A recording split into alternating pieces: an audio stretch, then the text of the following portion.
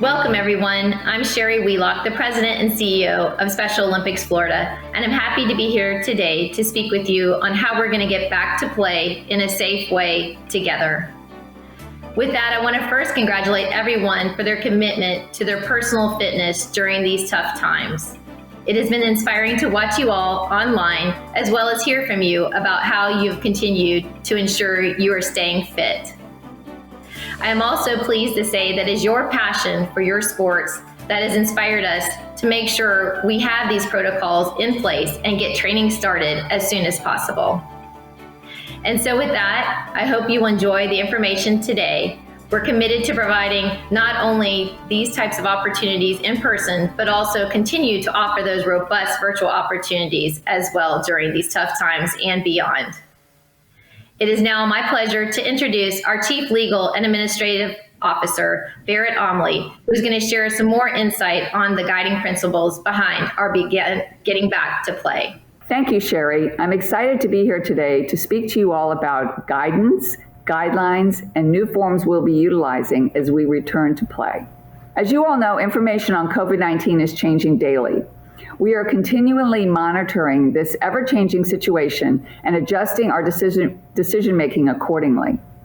The policies, guidelines, and best practices detailed in this presentation are intended as minimum standards and guidelines to assist our athletes, coaches, staff, volunteers, and families in safely and gradually resuming activities. The information included is not intended to be a substitute for professional medical advice, diagnosis, or treatment. You should always seek advice from medical professionals or public health officials if you have specific questions about COVID-19. As you all know, the health and safety of all members of Special Olympics Florida is paramount. Beyond a sports organization, Special Olympics Florida is a movement for and by people with intellectual disabilities, and its guidance must be inclusive and directed at the unique needs and abilities of people with intellectual disabilities. We are relying on relevant World Health Organization and Center for Disease Control guidelines, and these should serve as minimum standards. In addition, consideration should be given to local and community authorities in that if there are more conservative or restrictive guidelines, those should be followed. Guidance is based on current medical information available at the time of this publication. But as knowledge of COVID-19 changes, our guidance will continue to evolve, and we will certainly keep you updated. Guidance takes a phased approach that is dependent on local transmission rates as well as testing, monitoring, contact tracing, and health system capacity. And finally, as we return to play, we will be utilizing some new forms. Prior to returning to any in-person Special Olympics Florida activity, all participants are required to complete and return a COVID-19 Participant Code of Conduct and Risk Assessment form, which provides information that participation could increase risk of contracting or spreading COVID-19. This form must be sent to your local manager of sports administration or manager of sports training and competition. And with that, I now wish to present Bankole Adebanjo, Vice President of Sports and Programs for Special Olympics Florida. He will be discussing the four-phased approach as we return to activities. Thank you so much for the introduction, Barrett. As you mentioned, the health and safety of our athletes, unified partners, volunteers, families, fans, and staff remain our highest priority. As such, Special Olympics Florida will be implementing a four-phase approach to returning to activity, with each phase building on the other, allowing for a safe and gradual return to activities. As you can see here on this four-phase approach, in phase 0, where we currently are, Special Olympics Florida prohibits any in-person training from occurring. However, virtual trainings and activities are encouraged. As we transition to phase 1, activities with 10 or less participants may begin for pre-approved low-risk sports. As we transition to phase 2, activities with 50 or less participants may begin for both pre-approved low-risk and moderate-risk sports. And as we move into phase 3, there are no longer restrictions on size, and all activities may resume as normal.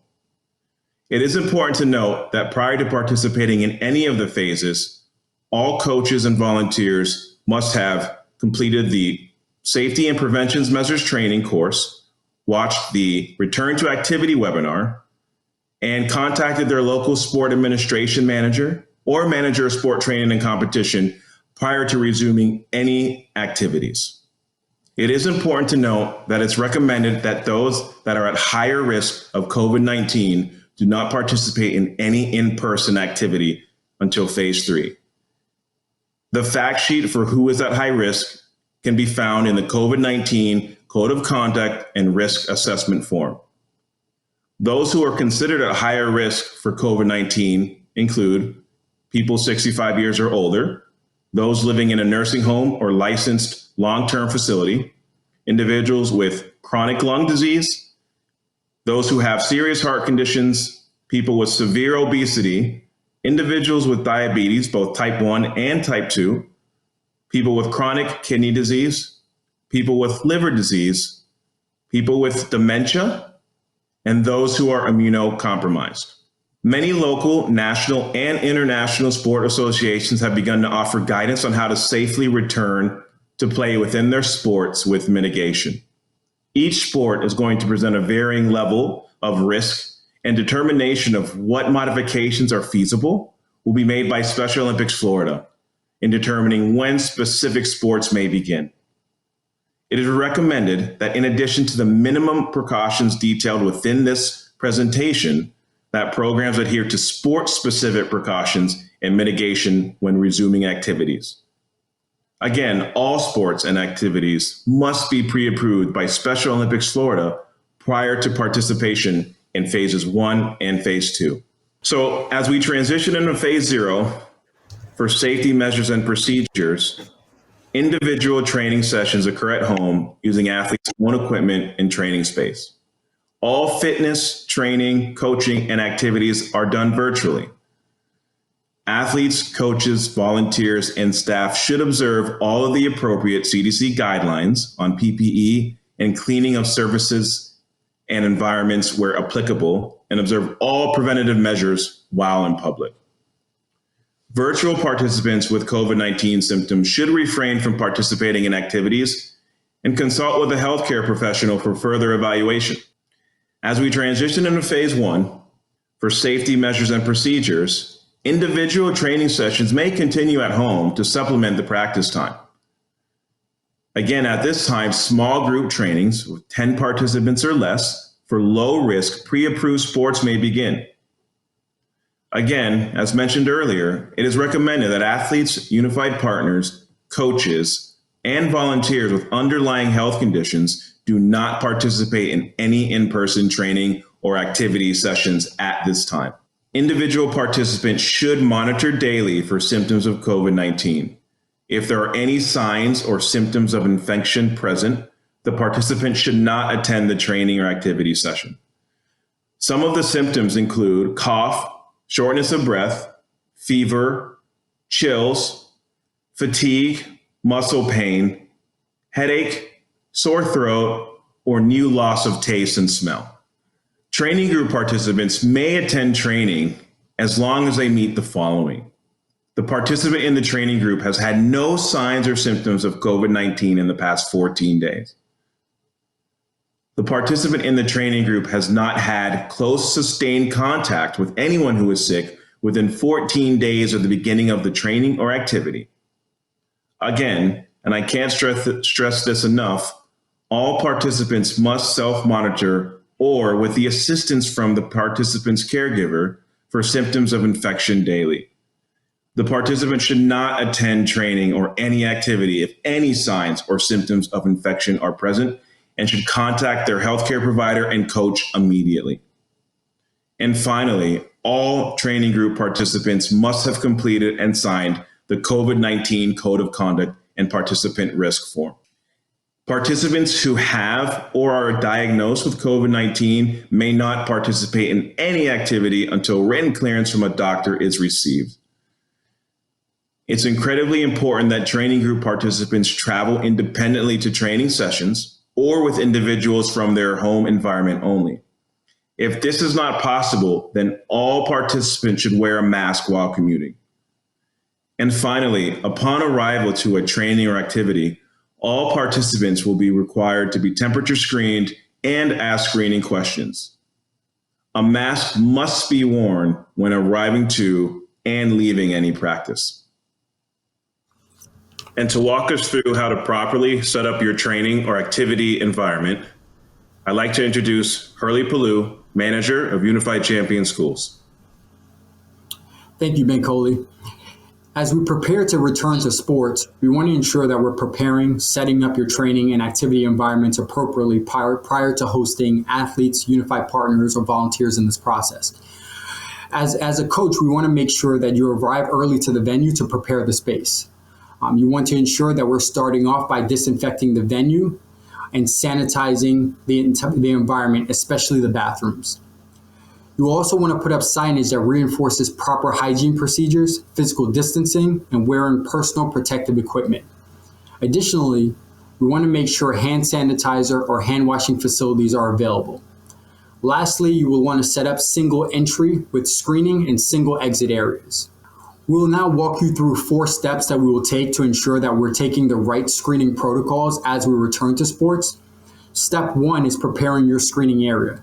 We want to create a single entry point, maintain physical distance during screenings of at least 6 feet, ensure you have the proper supplies such as extra masks, gloves, non-touch thermometers, disinfectants, ensure participants are wearing masks covering their mouth and nose.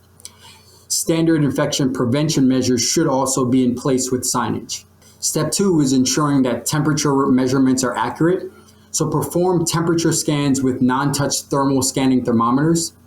Participants with a temperature that equals 100.4 degrees Fahrenheit or higher may not participate and must be sent home immediately. If a high temperature is recorded, you may rescan after 5 minutes to ensure accuracy, but that participant must be isolated from the rest of the group. Screening questions that coaches should be asking athletes, partners, and volunteers in this process include, in the last 14 days, have you had contact with someone who has been sick with COVID-19? Have you had a fever in the last week? Do you have a cough or difficulty breathing? Do you have any signs of COVID-19? Keeping an accurate record is critical to helping us facilitate return to play in this process. If yes to any of the questions prior, participants must be isolated from the group, be sent home, and instructed to contact their healthcare provider. Participants who are found to have COVID-19 symptoms must wait 7 days after symptoms resolve to return to activity, or must provide written proof of physician clearance to Special Olympics to return earlier. Participants who test positive for COVID-19 must provide written medical clearance before returning to sport and activities. Coaches, volunteers must keep an accurate attendance record of participants and answers to screening questions for each activity and send this information to the manager of sports administration or manager of sports training and competition immediately following training or activity. Lastly, Special Olympics Florida will assist in creating Remind 101 groups for your team/group to ensure a communication system is set up for your group and activity. All communication regarding suspected confirmed cases of COVID-19 must come from SOFL staff. And now I will turn it over to Bankole Adebanjo. Thank you so much, Hurley, for that great insight on how to safely prepare our training and activity environments. As we move into some additional safety measures and procedures in phase 1, it's important to note that activities that require direct or indirect contact between participants are prohibited in phase 1. Indirect contact would be considered any activity where a ball or equipment is touched or in contact with an individual's hand or skin, and then directly touching another individual's hand without disinfection. An example of this would be a basketball or a football being passed around between participants. In regards to direct contact, a scrimmage or full play of any sports like basketball, football, volleyball, or soccer would be considered direct contact, as bodies are regularly in contact with one another, thus would be prohibited during this phase. And some additional notes All participants must wash their hands for 20 seconds or use hand sanitizer before beginning activities. It's imperative that all of your participants also comply with appropriate social distancing guidelines. And where applicable, participants must use their own equipment during training. If this is not possible, then equipment must be cleaned after each use. Also, spectators should not be allowed to congregate. If a parent or caregiver is transporting an athlete or unified partner to a practice, they must remain in their vehicle while the practice is going on. And finally, if you're sick, stay home. As we move into phase 2, many of the same requirements and restrictions are in place as phase 1. However, group trainings for 50 or less participants for both low and moderate risk pre-approved sports may begin. And those sports and activities that have indirect contact may also begin at this time.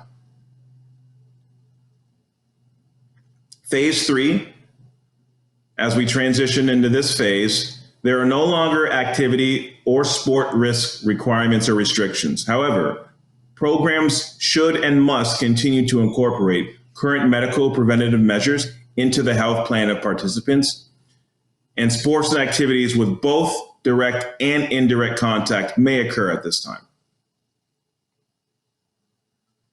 So, what happens if someone is sick or tests positive for COVID-19? Well, if you're notified that one of your participants has begun to present symptoms or they have tested positive for COVID-19, please contact your manager of sport administration or your manager of sports training and competition immediately. If a participant becomes sick during a training or activity, please make sure to isolate the participant, send them home, advise them to contact a healthcare professional, and call your manager of sport administration or manager of sports training and competition immediately. And as a reminder, only Special Olympics Florida staff should send out official communication regarding suspected and confirmed cases of COVID-19. With regards to activities in schools, programs should follow the school's protocols and guidance in terms of when and how activities may resume. If schools' activities transition into Special Olympics Florida community-based activities, for example, a final competition or tournament that's hosted by Special Olympics Florida, then proper return to activity protocol and the necessary precautions for Special Olympics Florida events, as outlined in this presentation, must be followed. If the school's guidelines are less stringent or in conflict with the guidelines of Special Olympics Florida, then the following guidance applies. The school or their authorities must be informed of the Special Olympics guidelines for determining return to play. It also must be known of the possibility of high-risk conditions in populations within movement is conveyed to leaders and authorities. Decision-making and options are provided to students with and without ID to provide for equal treatment of all participants. Parents, guardians, or caregivers of youth participants must be provided with education on Special Olympics Florida guidelines and relevant acknowledgments. And finally, youth participants involved in Special Olympics Florida branded and sanctioned activities must be given the option to opt out without penalty and are provided with options for safer at-home activities. Because of the nature of healthy athlete screenings, programs should not resume healthy athlete screenings in person until phase 1, and only with limited numbers and for select disciplines. Additional guidance will be forthcoming on safety precautions for returning to in-person healthy athlete events. However, virtual health programming will continue to be offered throughout all of our phases. Each athlete leadership activity, workshops, Athlete Leadership Academy, athlete input councils will present varying levels of risk, and determinations of what modifications are feasible should be considered. However, if proper precautions and mitigations are in place, including PPE, physical distancing, and no shared equipment, then leadership activities may resume for each phase. When we are ready to return to in-person activities, Special Olympics Florida will begin in phase 1, even if local restrictions allow for groups larger than 10 people.